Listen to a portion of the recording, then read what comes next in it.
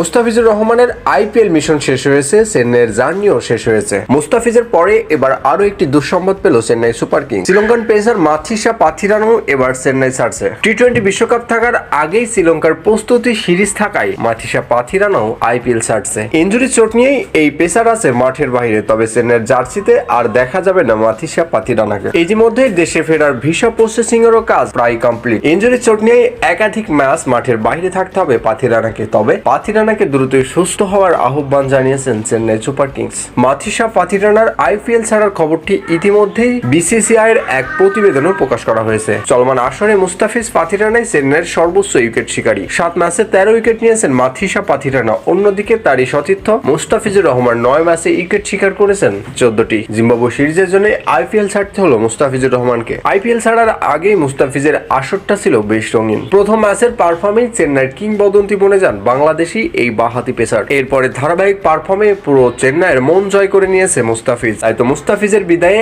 একের পর এক আবেগী বার্তা দিয়ে যাচ্ছে চেন্নাই সুপার কিংস। মুস্তাফিজকে ছাড়া চেন্নাইয়ের পথ চলাটা খুব একটা সহজ হচ্ছে না। মুস্তাফিজের অনুপস্থিতিতে একাদশটাও ডেট ওভারে ভুগছে। মুস্তাফিজকে ছাড়া যদিও জয় পেলে মুস্তাফিজের অভাবটা ছিল স্পষ্ট, কেননা বর্তমানে চেন্নাইয়ের সব বোলিং রাই আছে খরচের খাতায়। তাছাড়া ব্যাট হাতেও নেই ভালো অবস্থায়। অধিনায়ক গায়কোয়াড় ছাড়া আর কেউই নেই সন্দেহ। 9.7 গড়ে 14 উইকেট নিয়েছে মুস্তাফিজ চেন্নাইয়ের জার্সি গায়ে। পারফর্ম বিবেচনায় মুস্তাফিজের থেকেও উজ্জ্বল মাথিসা পাথিরানার আইপিএল ক্যারিয়ার চেন্নাইয়ের জার্সি গায়ে। 7.68 ইকোনমিতে মাথিসা পাথিরানা বল করেছেন এবং উইকেট নিয়েছেন 13টি। তাছাড়া ডেট ওভারেও দুর্দান্ত বোলিং এ নজরে এসেছেন মাথিসা পাথিরানা। 2023 আইপিএলেও চেন্নাইয়ের শিরোপা জয়ের বড় ভূমিকা রেখেছিলেন মাথিসা পাথিরানা।